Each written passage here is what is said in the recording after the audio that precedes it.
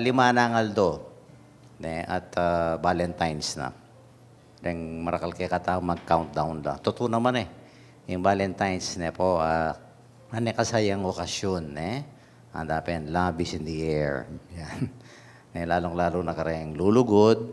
This is a very happy occasion. Pero balo na, namang gana-gana masaya kayong Valentine's. Bakit?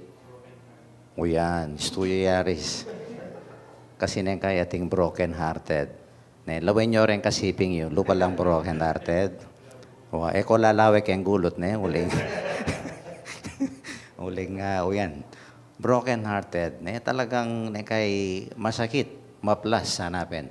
Kalupaninitang kang Michael B. Itang kantang, sinaktan mo ang puso ko, Sinaksak mo ng kutsilyo. Binuhusan mo ng asido. Pinukpok ng martilyo.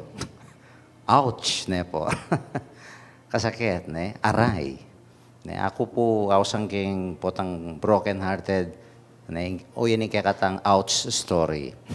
English ita. Pero nung kay Kapampangan o Tagal, aray story.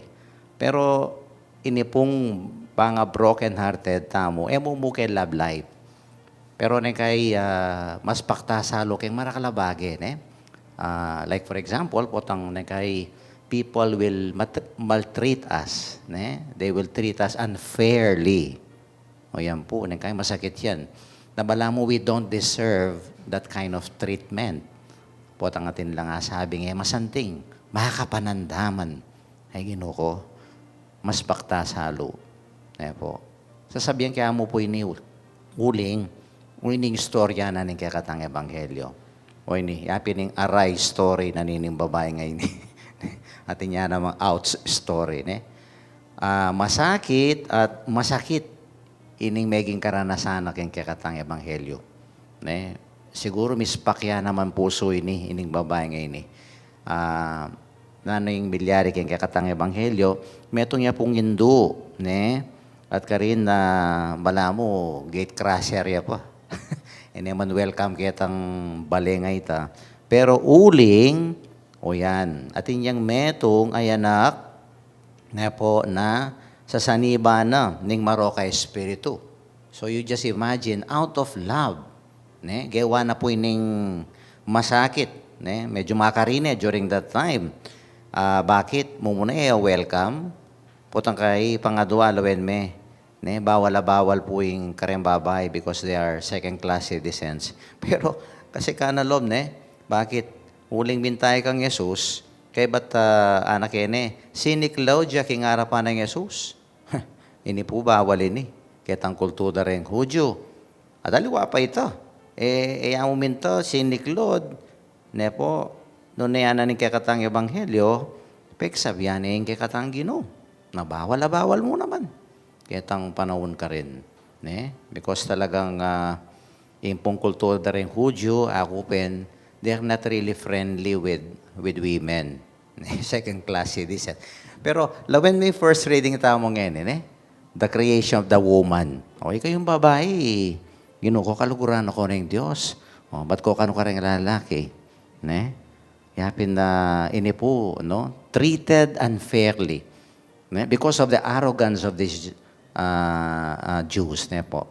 Ulimpin elamasanting kaisipan. Aliwa pa ito.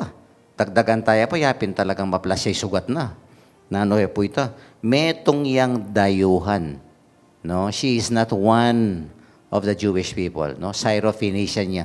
So, outside to Colombo. Puto kayo lapit-lapit ka kayan. Babae ka pa. Puto kayo paksabihan mo yung kakatanggi, O talagang binuhusan ng asido ito. Pinukpok pa ng martilyo. Po. Pero may kisabi yung mayap. Ini pa yung asido. Ini pa yung martilyo. Yapin talagang aray story sinabi na ng Ginoo kaya na, mumuna talapa mong pakananding anak, matuli ding kuwananing pamanganding anak, at iyog se karingaso. Aro, Ginoo, kasakit at ini po lawe da rin Hudyo, mababala lawe kareng Gentiles, kareng Hentil, kareng Hudyo. Asula, Sus Maria Josep, kalupanan ng babi, ing aso, it symbolizes really, itapin, mababang uring animal, karela marinat. So, you could just imagine the insult, the maltreatment, pating kaya katanggino. But, ako keng lawe ko kening ebanghelyo ngayon, nang sasabihan ng Gino. Of course, the Lord is really expressing the prevailing mentality, the mindset of these Jewish people. Pero para ako, nang sasabihan ng Gino yan, may liyang mga lati. Okay. Naman talaga insultuan yung babae ngayon. Pero ating niyang mga lating timan. Kalupad na rin aliwa kay katam. Kay mga latita timan. Okay. At kay bat, inipin po. Ining masanting kayo yung babae ngayon.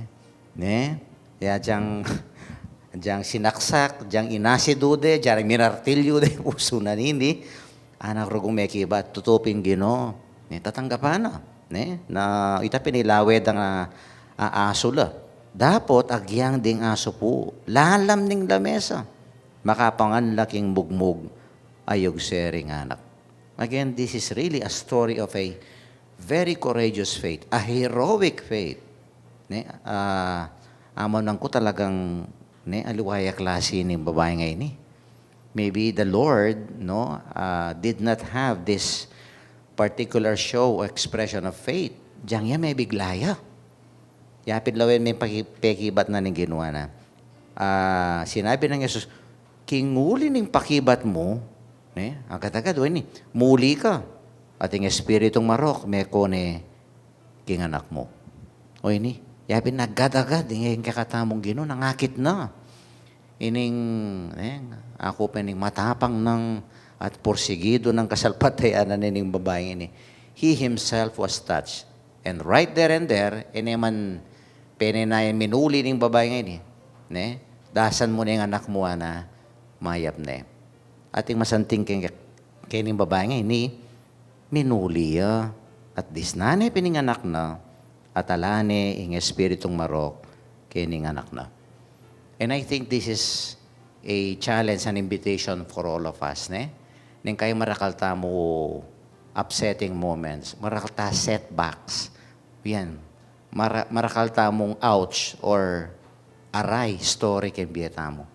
Pero maralas, God allows this for a purpose. Neng kailangan tang manasakit. Para mipakayap tamo. Neng kailangan tang manasakit, okay, para tumibe tamo. Lawin nyo rin isipin yung matibela rin. Dinala nung kasakitan din. Diba? Totoo, it will change us. Ating pingbetong kasabihan na kasanting when God wants to do something beautiful in our life, He begins with the difficulty. Wait kay subukan na ka.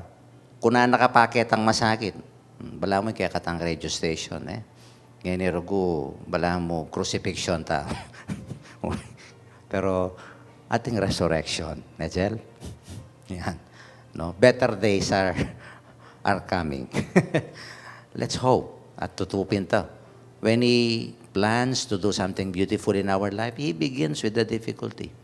Then there is a bigger plan. Then rin kaya katang kasakitan, they are part of a bigger plan in our lives. At yung plano na ni nga pong Ginoo, always makasanting niya, makakayap niya kaya katamo.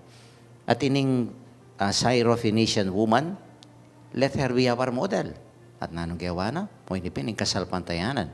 And 2 points about her faith. Number 1, puinipin, bigtiwala yaking Ginoo. Itang pamagtiwala, this is a deeper level of faith. Magtiwala ka mo kayong Diyos. At yan, masisira lubag-agad. Kaya katamo kasi, agad-agad masisira tam. Karupad na rin Ginebra pants. Ako may Ginebra pants. Never say die. Yan. Amin niyang butla nabing. Never say die. Po. Tigsula may sambut, pero never say die. O yan. Kailangan. Trust. Tiwala kay nga pong Ginoo. At pangadwa, tamo mo magtiwala. Yapinin kaya katamong dalita pakibat kasanting na Ginoo ana. Nuwan na ring taong mamintu king Ginoo. O ito, kay batang bigtiwala, mamintu tamo. Hanggang na kaya nakasakit. Mamintu, lalo-lalo na nung may nasakit tamo. Tengaliwa kay katamo, maginakit lagi nga pong Ginoo. Halipo, ing tiwala at lalong-lalo na yung kapamintuan. We still continue to trust and obey. At sigurado po kalupa na nining kay katamong karakter king kay katang ebanghelyo. Migtiwala ya, migporsigiya at may mintuya. Kasi yan ang sinabi ng Ginoo, ana, muli na ka. O ito. At ana ning kay katang ebanghelyo, ing babae, minuli ya. May mintuya. Hanggang inabalo nung tutupin din sa sabihan ng kay katang Ginoo. But she trusted and obeyed what the Lord said to her. At ini mo naman yung sinabi ng Maria as we celebrate kanya ng Our Lady of Lourdes, na sinabi na ning kakatangin ng Birhen, karetang may Corelio, ketang wedding at Cana, do whatever He tells you. Pamintuan nyo nung nanong sabiana. So, ini po yung kakatamong bakalan ngayon nga ba kayo niya. Kareta pong broken-hearted, well, ating kaya pong Valentine's Ball, kayong Sabado. Po. Pero, masisira loob po. Magtiwala at mamintuking Diyos. At sigurado pong yung Ginoo, ating niyang kalakip ang maragulablas at grasya para kay katamungan. Amen.